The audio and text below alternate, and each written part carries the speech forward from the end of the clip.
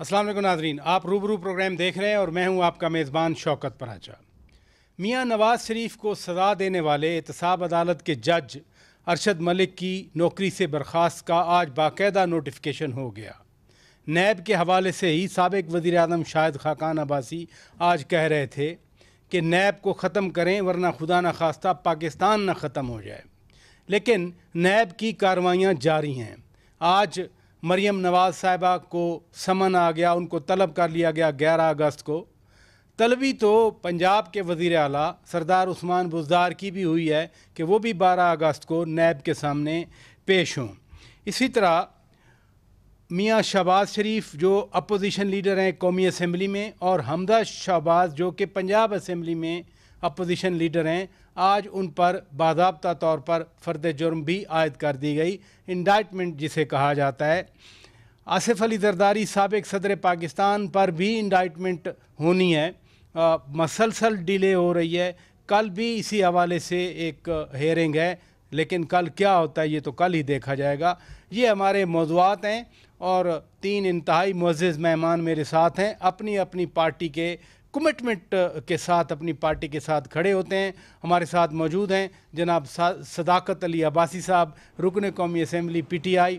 हमारे साथ मौजूद हैं सेनेटर निहाल हाशमी साहब, PML-NA सीनियर रहनुमा हैं, और हमारे साथ मौजूद हैं शर्मिला फ़ारूकी साहिबा, पीपल्स पार्टी की सीनियर रहनुमा हैं। तीनों मेहमानों का बहुत शुक्रिया, आपने वक्त निकाला। हाशमी साहब, मैं आपकी तरफ आता हूँ कि वज़ीर आला पंजाब सरदार उस्मान बुज़दार को भी तलबी का नोटिस आज आ गया जी। जब तलबियाँ शुरू होती हैं तो ये फिर मामलात किधर जाया करते हैं? बिस्मिल्लाहिर्रहमानिर्रहीम। पराचा साहब, ये एक आई वॉश है।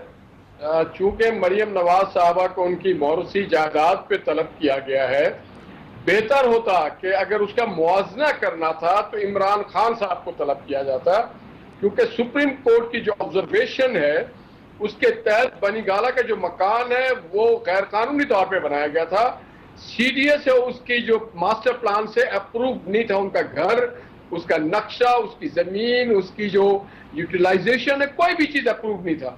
तो सुप्रीम कोर्ट ने मौका दिया इमरान खान साहब को कि आप जाएं, जा करके अपनी चीज को, अपने मामलात को दुरुस्त करें।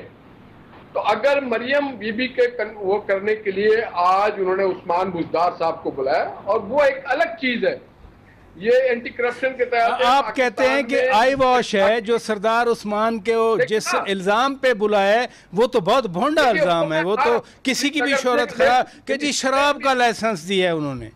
Let me finish. काश के उस्मान बुज़दार को बुलाया जाता कि लाहौर जो शहबाज शरीफ बना के गए थे उसको तुमने डुबो दिया।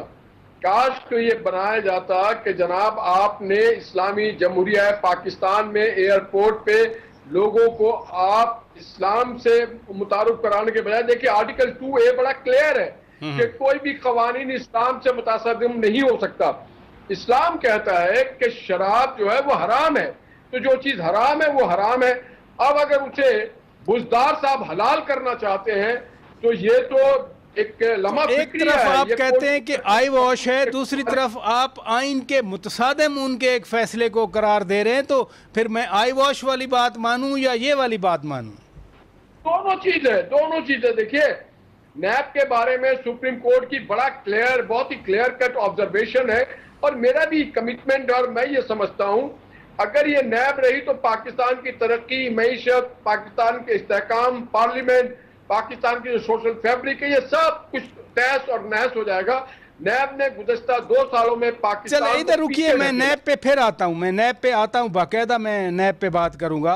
अब्बासी साहब, मरियम नवाज शरीफ को फिर तलब कर लिया गया, ये तलबियां हो रही हैं सबकी।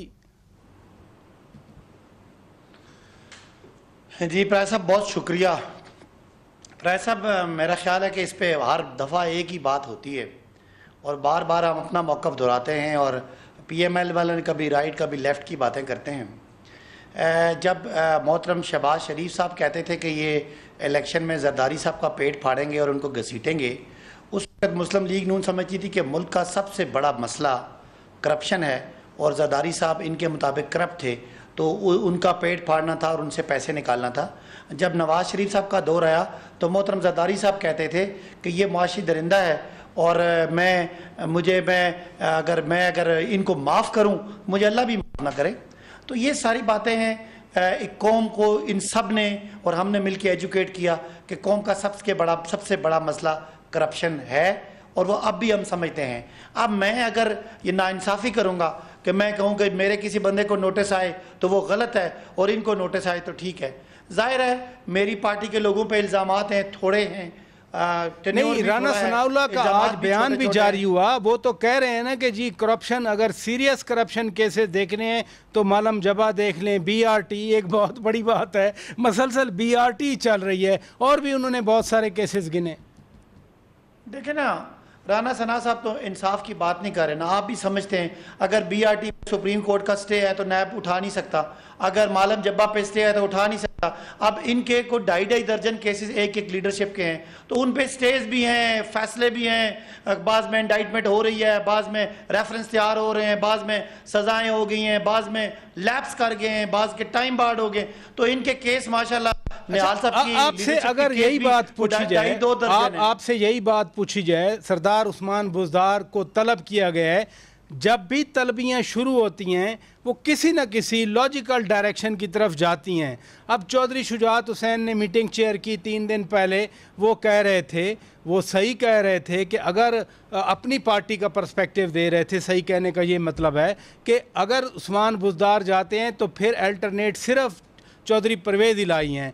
अब ये चूँकि एक सफ़र शुरू हो रहा है नैब का, और जो हिस्ट्री है वो कोई मुनासिब नहीं है, वो पॉजिटिव नहीं है, तो फिर चौधरियों की बात हम ज़हन में रखें। देखें, ये तो प्राइस साहब आपका टू अर्ली टू कमेंट है, बहुत बड़ी स्पेकुलेशन है कि अगर उन्होंने बुज़दार साहब को बुलाया तो वो उनके पास कोई सवाल आया होगा, वो जवाब देंगे। हमारे यहाँ वज़ीर आला इस तरह के नहीं हैं जो कहें कि मुझे नैब ने क्यों बुला लिया। वो नैब ने उनको बुलाया है और हम इस वक्त जो है वो नैब के साथ। लेकिन मादी में जब भी नैब किसी को बुलाता था तो आप ही के प्लेटफॉर्म से आवाज़ आती थी कि जी वो ओहदे पे बैठे हैं तो इन्फ्लुएंस करेंगे, लिहाजा ओहदे से हट जाएं, इंडिपेंडेंट तहकीकात होने दें और फिर आ जाएं अगर वो सही हों तो। देखें ना, उन पे कोई एलिगेशन तो चार्ज तो फ्रेम नहीं हुआ। अगर चार्ज फ्रेम होता है तो फिर बिल्कुल मेरा ख्याल है एविडेंस कलेक्शन से पहले वो ओहदे पे नहीं उनको रहना चाहिए। ये हमारा असूली मौक़िफ़ है। लेकिन आपको तो पता है यहाँ पहले नैब पे इल्ज़ाम लगते हैं, कहते हैं अदालत पे जाओ, अदालत ज़मानत दे तो निहाल साहब कहते हैं बड़ी अच्छी बात है, अदालत सज़ा दे दे नवाज शरीफ को तो ये कहते हैं मेरे असासे, मेरी दौलत, मेरे ज़राए से ज़्यादा है तो तुम्हें क्या, मुझे क्यों निकाला। इन जजों को इधर रुकिए, मैं नैब पे आता हूं, मैं नैब पे आता हूं, मैं अगले सेगमेंट पे बाकायदा नैब पे बात करूंगा। नैब को भी मैं नैब पे आता हूं, बस अब इधर रुकिएगा, अदालतों को भी मानते हैं, इसको भी मानते हैं कि करप्शन बड़ा पाकिस्तान का मसला है। लिहाजा जिसने भी वजाहत करनी है वो अपने आप को अदालतों में इधर रुकिएगा, इधर रुकिएगा। शर्मिला फारूकी साहिबा, ये आज बड़ी 2 पेशियां हो गई, बल्कि तलबियां हो गई, रादर पेशी तो 11 और 12 को होगी। आप क्या समझती हैं, ये कोई अब मामलात किसी और डायरेक्शन में जा रहे हैं या फिर वही एक जो हाशमी साहब कह रहे हैं कि एक आई वॉश है, या पहले कहा गया था कि ये जी एक काउंटर बैलेंसिंग एक्ट है? शुक्रिया पराचा साहब। देखिए, ये कोई नई बात नहीं है, ये वही पुराना जो एक तसलसल चला आ रहा है ऑपोजिशन को अंडरमाइन करने का और ऑपोजिशन के जितने लोग हैं उनको तलब करने का, और बीच में कहीं ये एक आध तलबी इधर उधर जो है अपने लोगों की डाल देते हैं सिर्फ ये दिखाने के लिए कि एक बड़ा वजीर आला है, वो मुल्क के सबसे बड़े सूबे के वजीर आला हैं। बिल्कुल आप सही बात कह रहे हैं। और बुज़दार साहब जो है, मेरा ख्याल है कि उनको अगर तलब करना था तो उनको चीनी स्कैंडल में तलब करना चाहिए था, बल्कि अगर जो मयार नैब ने सेट किया है बाकी लोगों के लिए ऑपोजिशन के, तो इस हिसाब से तो बुज़दार साहब को जेल में होना चाहिए था। देखिए, चीनी स्कैंडल के अंदर फोरेंसिक रिपोर्ट भी आ गई, उसके अंदर ये भी तय पा चुका है, बता दिया गया है कि जी चीनी की जो एक्सपोर्ट की गई थी उसकी वजह से चीनी का बहरान पैदा हुआ मुल्क में, और उसकी वजह से चीनी की कीमतों के अंदर इजाफा हुआ। और एक्सपोर्ट इजाफा हुआ नहीं मैडम, इजाफा हो ही जा रहा है, अभी तो 100 रुपए क्रॉस करने लग गई है। वो तो जिस चीज के ऊपर नोटिस लेते हैं, कमेटी बनाते हैं, वो चीज तो यहाँ अगर 50 रुपए की होती है तो वो 100 रुपए तक पहुंच जाती है। वो तो इस कौम के साथ एक जिस तरीके से एक ज्यादती का एक तसलसल जारी है, उसके ऊपर तो एक अलग ही गुफ्तगू हम किसी दिन करेंगे, आप उस पर प्रोग्राम रखें। लेकिन जो एक्सपोर्ट का इजाजत दी गई वजीर आजम साहब ने दी, और फिर जो सब्सिडी दी गई, जो होल एंड सोल सब्सिडी देने वाले बोजार साहब हैं, उसके ऊपर तलबी होनी चाहिए थी, जिस तरह मैंने कहा उनको जेल में होना चाहिए था।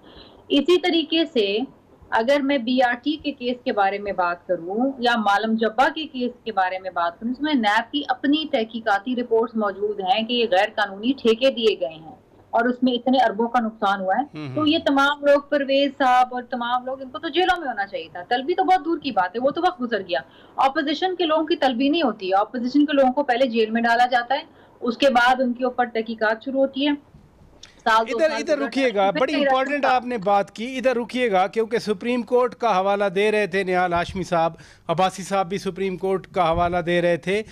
ये जो सियासी तकसीम के उस पार सुप्रीम कोर्ट ने कहा कि तासुर ये है कि एक्शन हो जाता है, इस पार एक्शन नहीं होता। नाजरीन, ब्रेक के बाद जब वापस आएंगे हम इस हवाले से बात करेंगे। Stay with us. Welcome back नाजरीन, रूबरू प्रोग्राम आप देख रहे हैं और हम आज बात कर रहे हैं पाकिस्तान की सियासत में तलबियाँ तो होती रहती हैं, लेकिन आज बहुत ही हाई प्रोफाइल तलबियाँ हुई और साथ साथ फिर फ़र्द जुर्म भी आयद हो गए मियाँ शहबाज शरीफ पे, हमदा शहबाज पे और आसिफ अली जरदारी साबिक सदर पाकिस्तान का कल भी यानी टुमारो जुमा के रोज़ भी ठट्ठा वाले केस में वही फ़र्द जुर्म का एक मामला है, पार्क लेन पे नहीं हो सकी थी। आप एक लॉयर भी हैं निहाल हाशमी साहब, जब ये फ़र्द जुर्म आयद होती है इसका मतलब क्या होता है? देखिए, इसको हम इंग्लिश में कहते हैं चार्ज फ्रेम करना, कि ये चीज आपके ऊपर चार्ज है। फर्द कहते हैं चार्ज को, जुर्म से आप इनकारी करें या इकरार करें, ये एक टर्मिनोलॉजी है। इसके बाद केस को नहीं, ये वाले नैब ने चार्जेस फ्रेम किए, मीडिया में भी आते रहे, मीडिया में बताया गया बाकायदा, लेकिन अब जो चार्ज फ्रेम हुआ, आज इंडाइटमेंट हुई, इससे फ़र्क क्या पड़ता है? कोई फर्क नहीं पड़ेगा। देखिए, असल मकसद ये है कि अपोजिशन को हरासा किया जाए। आप अभी मेरे भाई सदाकत अब्बासी बात कर रहे थे इंसाफ की, मैं समझता हूं कि पीटीआई ने इनके साथ इंसाफ नहीं किया। अगर आज इंसाफ हुआ होता तो गैर मुंतखब लोग काबीना में ना बैठे होते, मेरा भाई सदाकत अब्बासी काबीना में बैठा होता, मगर यहाँ पर तो इंसाफ होता ही नहीं है। और करप्शन की भी बात की तो जनाब आरिफ हमीद भट्टी साहब और इरशाद भट्टी साहब ने दो अल्फाज में कहा है कि मौजूदा वज़ीर आला जो है और सोशल मीडिया पे ये है, वो करप्शन में मुलव्विस है। डीसी के, एसपी के, डीपीओ के, आरपीओ के ट्रांसफर में, पोस्टिंग में, सारी चीजों में। और आपने सही कहा कि चीनी के, और शर्मिला ने कहा कि चीनी के करप्शन में इनको सबसे पहले बुलाना चाहिए था। इस कौम को अगर आपने करप्शन, हम कहते हैं नैब बाकायदा वो सब्सिडी का जो चीनी पे सब्सिडी दी गई है उस पर तो नैब बाकायदा एक केस कर रही है और कल ही ये डेवलपमेंट हुई। इरफान मंगी जो डीजी रावलपिंडी हैं, उनको ये केस सुपुर्द किया गया कि आप इसकी तहकीकात करें, तो नैब छोड़ तो नहीं रहा ना किसी को। ना, आप देखें, एक बड़ी मजेदारी बात देखें, सदाकत भाई ने कहा कि शायद मियां नवाज शरीफ आपको सजा हुई अदालतों से, तो ये जिस अदालत ने सजा दी उस अदालत को इन्होंने उस जज को बर्खास्त कर दिया कि तुमने गलत सजा दी, तुम एक गैर जिम्मेदार आदमी थे, तुम करप्ट आदमी थे, तुम मुलविस थे, उसको नौकरी से तो फिर जब नौकरी से सबसे पहले तो मियां नवाज शरीफ जो एक बेकसूर आदमी था, उसे सबसे पहले आपको बरी करना चाहिए था, उसे रिहा करना चाहिए था, उससे सारे चार्जेस खत्म करने चाहिए। तो उसके बाद उस कोर्ट के जज साहब को तलब करके कहा जाता कि आपने जो सजा दी ये गलत सजा है और जनाब हम आपको बर्खास्त करते हैं, आपने इंसाफ के तकाजे पूरे नहीं किए। मगर इस मुल्क में उल्टी गंगा बह रही है। बात सारी ये है कि जिनको करप्शन में अंदर होना चाहिए वो करप्शन में अंदर नहीं है। वो जैसे आपने कहा, मालम जब्बा से लेके बीआरटी और बीआरटी से लेके पेट्रोल और पेट्रोल से लेके आटा और आटा से लेके चीनी और चीनी से लेके अभी 6 आदमी को अपॉइंट किया, इन्होंने बाईपास किया हर चीज को। चले इधर रुकिएगा, अगले सेगमेंट में हम इस पे बात करेंगे। हाशमी साहब इधर रुकिएगा, शर्मिला फारूकी साहिबा, इंडाइटमेंट के हवाले से बात हो रही है। साबिक सदर आसिफ अली जरदारी, बहुत 3-4 तो मैंने खुद देखी हैं वो प्रोसीडिंग जिसमें इंडाइटमेंट होनी थी, वीडियो बाकायदा अरेंजमेंट हो गए थे, लेकिन उनके वकील बड़े सीनियर लॉयर हैं, सीनियर कानूनदान हैं, फारूक एच नायक साहब, उनकी वजह से वो आर्ग्यूमेंट करते थे, डिले होती रही। फिर इस केस में भी जो ठट्ठा वाटर प्लांट्स वाला है उसमें भी वो पिछली पेशी पे नहीं आए। कल जो है टुमारो ये होनी है, तो क्यों डिले करवा रहे हैं फिर वकला, अगर इसमें कोई फर्क भी नहीं पड़ता? देखिए पराचा साहब, आसिफ अली जरदारी साहब जो हैं वो माजी में भी उनके ऊपर सियासी मुकदमात बनाए गए और 11.5 साल उन्होंने जेल भी काटी, बाद में जाके अदालतों से वो उन मुकदमात में बरी हुए। माजी में भी उन्होंने पॉलिटिकल विक्टिमाइजेशन का भरपूर तरीके से बड़े हौसले के साथ सामना किया, आज भी कर रहे हैं। हाँ, लेकिन हमारे पास जो भी लीगल रेमेडीज हैं वो इस्तेमाल करना हमारा कानूनी हक है। कुछ मुकदमात के अंदर जुरिस्डिक्शन के मामलात हैं जिसको चैलेंज किया गया। देखे ना, हमें पता है कि ये सियासी मुकदमात हैं और हमें पता है किस तरीके से बनाए गए हैं, कहाँ पर इनको चलाया जा रहा है और क्यों चलाया जा रहा है। हम अपने जो भी कानूनी इख्तियारात हैं, जो हमें आइन और कानून हमें जिसकी एक इख्तियार देता है, उसको हम जरूर करेंगे। We are going to fight. फिर जब पीटीआई फॉरेन फंडिंग के हवाले से या इसी बीआरटी को सुप्रीम कोर्ट में लेके चली जाती है, फिर आप लोगों को, अपोजिशन वालों को एतराज क्यों होता है कि जी वो टेक्निकलिटीज के पीछे छुप रहे हैं, वो अदालतों के पीछे छुप रहे हैं?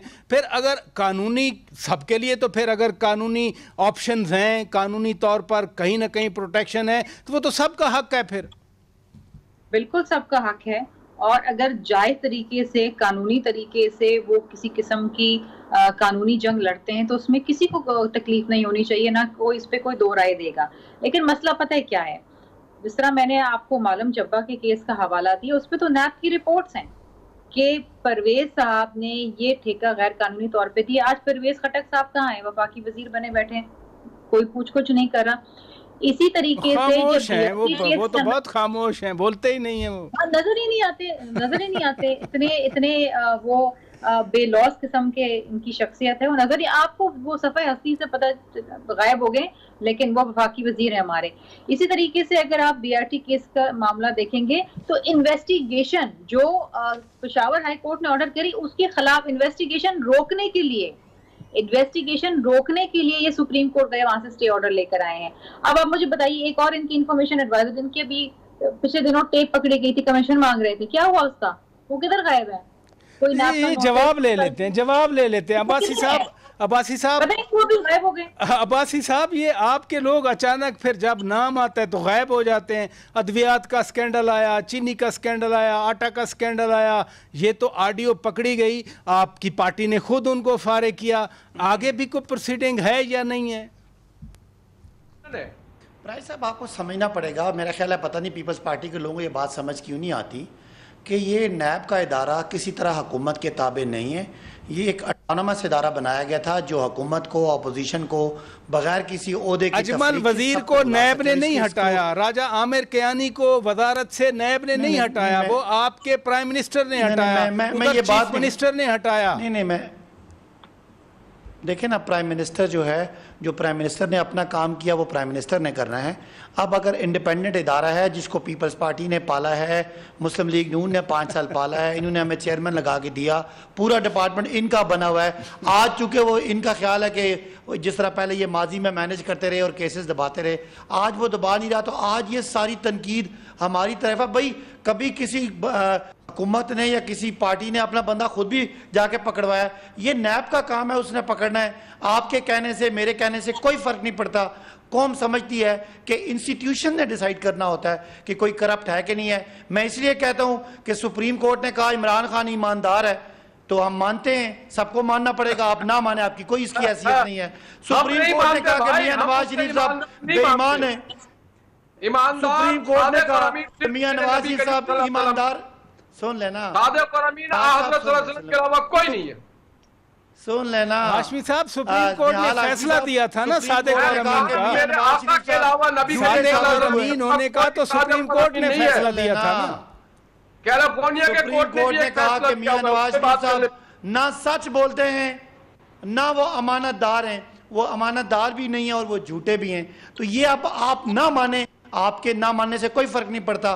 पाकिस्तान की सबसे बड़े काजी ने, सबसे बड़ी अदालत ने इमरान खान को सच्चा और ईमानदार और नवाज शरीफ को झूठा और गैर ईमानदार ये कर दिया। अब जो आप बातें कर रहे हैं, इन बातों के लिए किसी फोरम पे जाएं।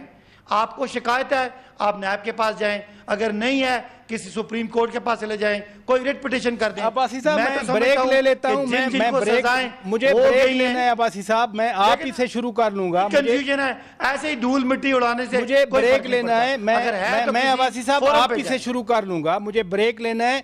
लेकिन जो आप फरमा रहे हैं कि नैब के पास चले जाएं, नैब के अफसरान को तो क्वेश्चन किया जा रहा है कि आपकी एक्सपर्टीज हैं, आपका क्रिमिनल प्रोसीजर्स में, फौजदारी के कवानीन में, फौजदारी के अमूर में कोई तजर्बा है? उन्होंने आगे से कहा कि नहीं।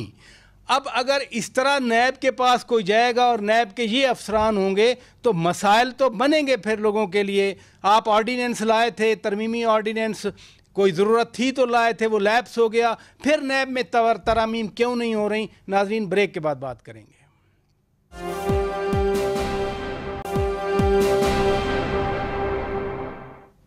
वेलकम बैक नाजरीन, रूबरू प्रोग्राम आप देख रहे हैं। अब्बासी साहब, ब्रेक पर जाने से पहले आपने कहा कि लोग नैब के पास चले जाएं। नैब के अफसरान को सुप्रीम कोर्ट क्वेश्चन कर रही है कि आपकी अहलियत है, आपकी काबिलियत है, आप फौजदारी में, क्रिमिनोलॉजी में आपका कोई एक्सपर्टीज़ है? आगे से जवाब आता है नहीं। सुप्रीम कोर्ट ने जो अपना फैसला लिखा था, उन्होंने बिल्कुल नैब का तिया पांचा कर दिया था। ज़रूरत थी कि नैब को नैब लॉ में तरमीम की जाती, क्यों नहीं ऐसा हो रहा? अच्छा प्राय साहब, दो तीन बातें हैं। एक तो किसी एक नैब के अफसर के बारे में अगर सुप्रीम कोर्ट ने कह दिया कि वो ठीक नहीं है तो सुप्रीम कोर्ट के फैसले का एहतराम है। इसका मतलब है अगर 200 और लोग हैं तो 199 ठीक है। या किसी एक अफसर के बारे में कहने से कोई इदारा तो नहीं ख़राब हो जाता। अगर जज अरशद मलिक साहब के बारे में उनकी कोई मिसकंडक्ट पकड़ा गया है, इसका मतलब है सारे हम अदालतें एक से तो पूछा गया ना, एक सामने था, अब सबका रिकॉर्ड मंगवाया है सुप्रीम कोर्ट ने। नहीं, ऐसी बात नहीं है। देखें, रोज़ उनकी प्रोसिक्यूशन के केसेस आते हैं और लोगों को सजाएं होती है। नैब ने 600 अरब रुपया रिकवर भी किया है और वो इन्हीं करप्ट लोगों से रिकवर किया है। जहाँ तक बात यह है कि तरमीम, अब मैं बड़ा हंसी मुझे आती है कि पीपल्स पार्टी और नून लीग ने जो 34 तरमीम दी हैं, पता है वो क्या है? उस तरमीम का एक जुमला ये है कि NRO दे दें जरदारी साहब और उनके ख़ानदान को, और NRO दे दें नवाज शरीफ साहब, उनके पूरे खानदान को और उनकी पूरी पार्टी को। अगर आप वो शिक्के एक करके पढ़ें, यही लिखा है कि NRO दे दें। एग्जैक्टली। आप मैं जरा सुन लें, मैं 2-3 शिक्के पढ़ता हूं। आप तो लाए थे ना कि जी चेयरमैन की तौसीह कर दें, आप तो ये लाए थे। सुन लेना, की मुद्दत बढ़ा दें, मुझे अगर मौका दे, मैं आपका टाइम कम है, मैं सिर्फ 2 शिके पढ़ता हूँ। एक शिक ये है कि नैब जो एसेट बियॉन्ड मींस का केस है, असासे सिर्फ वो हों जो पाकिस्तान के अंदर हों। इसका मतलब है कोई सरे महल के बारे में ना पूछे, कोई लंदन फ्लैट्स के बारे में ना पूछे, कोई जो जितनी वो अजीजिया और फ्लैगशिप की वैसे कितनी तहकीकात होंगी? 25 साल हो गए। अच्छा, वो $60 मिलियन के बारे में ना पूछे। दूसरी बात ये कि 1999 से पहले जितने करप्शन हुई है उसको माफ कर दें। करप्शन हुई 90s में है, 91-92 में जब ये यहाँ मोटरवे बना था और लंदन फ्लैट्स बने थे। तीसरी बात ये कि 5 साल पहले से जितने केस हैं वो खत्म कर दें ताकि मरियम साहिबा, शहबाज साहब, इधर रुके। एक और बात कि जब जो लोग जिनको सजाएं हो चुकी हैं, मियां नवाज शरीफ साहब या मरियम साहिबा, उनको MNA MPA बनने दें ताकि सूनिया ओजल गलियां विच मिर्जा यार फिर तमाम जो छोटे चोर हैं वो जेल में हों और तमाम बड़े चोर बाहर आ जाएं। आपका पर्सपेक्टिव आ गया। हाशमी साहब, मैं जो बात कर रहा हूं कि नैब के DG को क्वेश्चन किया गया सुप्रीम कोर्ट में और he was honest on his defence. उसने कहा जी मैं तो इंजीनियर हूं, लेकिन जो केसेस, मसलन ज़्यादा केसेस तो पॉलिटिकल लाहौर से बने। मियाँ शहबाज शरीफ ज़मानत हो गई, फवाद हसन फवाद नहीं कुछ मिला, आहद चीमा नहीं कुछ मिला, ख्वाजा साद रफ़ीक जिस फैसले की आप भी बार बार बात कर रहे हैं, तो उधर वाले अफसरान भी जो केस बना रहे हैं आगे से वो साबित नहीं होता, तो क्या सिर्फ एक आदमी जिम्मेदार है? जिनके केस साबित नहीं हो सकते अदालतों में और अक्यूज़ की ज़मानतें हो रही हैं, उनके बारे में फिर कब फैसले होंगे? आपने बहुत जबरदस्त और इंटरेस्टिंग क्वेश्चन रेज किया है। नैब के चेयरमैन पे भी क्वेश्चन किया गया है, उनके ऊपर भी एक तहकीकात हो रही है। मैं सदाकत साहब से गुजारिश करूंगा कि भले आदमी है चेयरमैन साहब, उनके ऊपर जो इल्जाम है उसकी तहकीकात कर लें, फॉरेंसिक एविडेंस ले आए ताकि दूध का दूध पानी का पानी हो जाए। इसी तरह से उनके ऊपर कौन सी तहकीकात हो रही हैं हाशमी साहब? एक है ना, एक उन पे इल्जाम है ना, क्या? सही छोड़ दें, वो एक खातून ने लगाया है। नहीं, वो तो कहते हैं कि जी मुझे ब्लैकमेल किया है, मुझे जो है ना वो मेरे खिलाफ साजिश है, रादर वो ये कहते हैं। वो उनके खिलाफ तहकीकात कैसे हो सकती है? वो तो उनके खिलाफ साजिश हुई थी। अगर मैं सरकार के इत्तेहादी को पकड़ लूं तो ये हुकूमत गिर जाएगी। अब ख्वाजा साहब और हमजा शहबाज के एक एक साल कौन वापस ला के देगा? नैब कवानीन के तहत नैब को क्यों नहीं चलाया जा रहा है कि आप 30 दिन के अंदर खत्म करे केस चला के, 90 दिन के अंदर आप रिमांड और चलान। आज मीर शकीरुर रहमान कितने अर्थ हो गए? आज भी साहब सुप्रीम कोर्ट में रेड कर जाएगा तो नहीं हुआ है। तो आप कानून सिर्फ नैब का ये कानून तो नहीं चलेगा कि आप किसी को गिरफ्तार कर ले। नैब तो आपका कानून है हाशमी साहब, आपने बनाया है। एक आमिर इसे लेके आया था, एक आमिर आया था ताकि आप सिविलियन पॉलिटिकल पार्टीज के हाथ मरोड़ें, आप पार्लियामेंट पे कब्जा करें, आप लोगों को झूठे इल्जाम के तहत बंद करें। इन लोगों के वो फिर रेपिटेशन होती है। आज भी शायद खाकान अब्बासी कह रहे थे कि हमें नैब में तरमीम करनी चाहिए थी, हम नहीं कर सके। पीपल्स पार्टी कहती रही नून लीग को कि तरमीम करते हैं, आप ही की पार्टी ने रजिस्ट किया था ना। ठीक है जी, आज हम कहते हैं कि ये कानून को एक सर खत्म होना चाहिए। जिस आदमी को आपने कहा नाहल कर दिया है, आज जिसने नाहल किया था जज अरशद मलिक ने, आज उसके इदारे ने उसको नाअहल कर दिया। तो इसके माने नवाज शरीफ एक मासूम बेगुनाह थे जिन्होंने पाकिस्तान की खिदमत की, आपने उनको विक्टिम ऑफ सर्कमस्टांसेस बनाया। आपने सीपैक को बंद करने के लिए नवाज शरीफ के खिलाफ एक झूठी साजिश, कहां है वो 452 पैनामा के दीगर लोग जिनके नाम थे, उनके खिलाफ क्यों नहीं केस चला? चले इधर रुकिएगा, मैं शर्मिला फारूकी साहिबा की ओपिनियन ले लूं। शर्मिला फारूकी साहिबा, बात नैब कवानीन में तरामीम की हो रही है, उनके अफसरान की तफसीलात मांगी हैं सुप्रीम कोर्ट ने, क्या वो इस अहल भी हैं या नहीं हैं। लेकिन अगर तरामीम पर रहा जाए तो तरामीम कैसे हो सकती हैं अगर कुछ ख़ास बिल मंजूर करवाने के लिए भी जॉइंट सेशन बुलवाया जाए और वो भी म्यूचुअल लीगल असिस्टेंस जैसे बिल हों। पता नहीं, समझ नहीं आई कि वो पहले ही सेनेट या असेंबली से मंजूर करवा लिए जाते, उस वक्त नहीं करवाए गए। आज अपोजिशन की अमेंडमेंट्स शामिल करके नून लीग ने जो तरामीम पेश की वो भी शामिल कर ली गई, जो पीपल्स पार्टी ने तरामीम पेश की वो भी शामिल कर ली गई। तो फिर जॉइंट सेशन बुलाने की ज़रूरत क्या थी? लेकिन अगर जॉइंट सेशन इन आम लॉज के लिए बुलाना पड़ता है तो नैब में तरमीम फिर कैसे होंगी? देखिए पराजा साहब, इस पीटीआई की हुकूमत के साथ सबसे बड़ा मसला ये है कि ये नाअहल है हर चीज में, कानून साजी उस पर सर फहरिस्त है। ये ऐसे ऐसे कानून बना देते हैं जिसमें आप लिटरली पाकिस्तान की जो एक तहफ़्फ़ुज़ है, पाकिस्तान की जो ह्यूमन राइट्स इश्यूज हैं उसको आप बेच दें और मतलब किसी को भी उठा लें, जेल में डाल दें, किसी से भी पूछ लें, पूछ कर लें, 90 दिन के लिए बंद कर दें। This are draconian laws. और अगर ये ऑपोजिशन इसके ऊपर साबित कदमी से इसके ऊपर अपनी तरामीम ना लाया और इनके ऊपर सर के ऊपर लिटरली तलवार लेके ना खड़े रहे तो ये तो लिटरली पाकिस्तान को बेच आए। बड़ा मसला ये है कि ये इन्होंने जादव के ऊपर एक ऑर्डिनेंस निकाला। क्या जरूरत थी ऑर्डिनेंस निकालने की? असेंबली को आप सेशन में बुलाते, इतना इंपॉर्टेंट मैटर है, क्या कंपल्शन थी ऑर्डिनेंस निकालने की? आप असेंबली में डिबेट करें यार, आप ऑपोजिशन को ऑन बोर्ड लें, बताएं। अब तो लेख ही है ना, अब तो हाउस में, अब तो फ्लोर ऑफ द हाउस पे आ गया, अब तो असेंबली में आ गया। अभी भी एमएलए के ऊपर मैं आपको बताऊं कि ऑपोजिशन ने बहुत बड़ी साबित कदमी के साथ तरमीम लेकर आए, उस कानून को बेहतर बनाया है। देखिए ये कानून सब पे लागू होगा और ये आइंदा आने वाले कई साल में। मेरा क्वेश्चन, मेरा आर्गुमेंट ये नहीं है, मेरा तो सवाल ये है कि अगर आपने अपोजिशन की तरामीम को अकोमोडेट करना था तो पहले कर लेते, फिर ज्वाइंट सेशन बुलाने की जरूरत ही ना पेश आती। इनका बड़ा अना का मसला आ जाता है, ये ना किसी की सुनते हैं ना किसी को कुछ बताते हैं। कहाँ गई जब अकोमोडेट कर दी तरामीम। अरफन मौला जो होता है ना, ये अपने आप को वो समझते हैं, इस तरीके से नहीं होता। अब नैब के कानून का जो एक जो नैब का कानून है इटसेल्फ इट्स फॉल्टी। अब वो कहता है कि जी proven guilty until proven innocent. अब मेरे ऊपर जिम्मेदारी आ जाती, मुझ पे एक इल्जाम लग गया, मेरे पे जिम्मेदारी है कि जी मैं गिल्टी हूँ, करूँ। देखें, दुनिया में कहीं भी ऐसा कानून नहीं होता, और मैं इस बात का बिल्कुल एतराफ करती हूँ कि पीपल्स पार्टी और PMLN जब हुकूमत में साथ थे एज कोलिशन पार्टनर्स, अनफॉर्चुनेटली हम इसमें तरमीम ना ला सके क्योंकि PMLN जो है पीछे हट गई। हमारे तो शहीद मोहतरमा बेनज़ीर भुट्टो साहबा कह गई थी चार्टर ऑफ डेमोक्रेसी में कि ट्रूथ एंड रिकंसिलिएशन कमीशन बनाएं, इस ड्रैकोनियन लॉ को खत्म करें। चले, हम नहीं कर पाए, हम पुराने पाकिस्तान के, हमसे गलती हो गई। आप तो नए पाकिस्तान से, आपकी जमात का नाम है तहरीक इंसाफ, आप दिलाएं इंसाफ लोगों को। ये कानून नहीं, बहरहाल ये तरमीमी ऑर्डिनेंस लाए थे, पीपल्स पार्टी ने और PML ने इनको गोद लिया, और जी ये एक तरफ आप कहते हैं अब्बासी साहब के जी हमने इनको पाला नैब को, और एक तरफ कहते हैं कि जी ये इंडिपेंडेंट इदारा है। बड़ी अच्छी बात है, अपनी बात की कॉन्ट्रडिक्शन कर रहे हैं। चले, आप इस इदारे को बेहतर करें, बेहतर करने की जरूरत है। प्रोग्राम का, फारूकी साहबा, प्रोग्राम का वक्त खत्म हो गया। बहुत शुक्रिया, आपने वक्त निकाला। सेनेटर निहाल हाशमी साहब, बहुत शुक्रिया, आपने वक्त निकाला। अब्बासी साहब, बहुत शुक्रिया, आपने वक्त निकाला।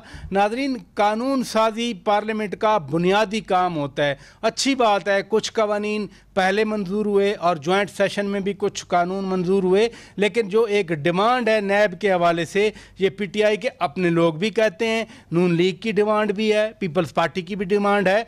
तो इन कवानीन को जो कंट्रोवर्शियल होते हैं, जिनसे पता चलता है, जैसे सुप्रीम कोर्ट ने कहा कि सियासी तकसीम के उस पार कुछ सलूक होता है, इस पार कुछ सलूक होता है, ऐसा तासुर नहीं आना चाहिए। सुप्रीम कोर्ट का जो ऑब्जर्वेशन है, जो फैसला है, मेरा ख्याल है वही गाइडलाइन होनी चाहिए किसी भी तरह की इस तरह की कानून साजी के लिए। अपने मेज़बान शौकत पराचा को इजाज़त दीजिए। खुदा हाफिज़।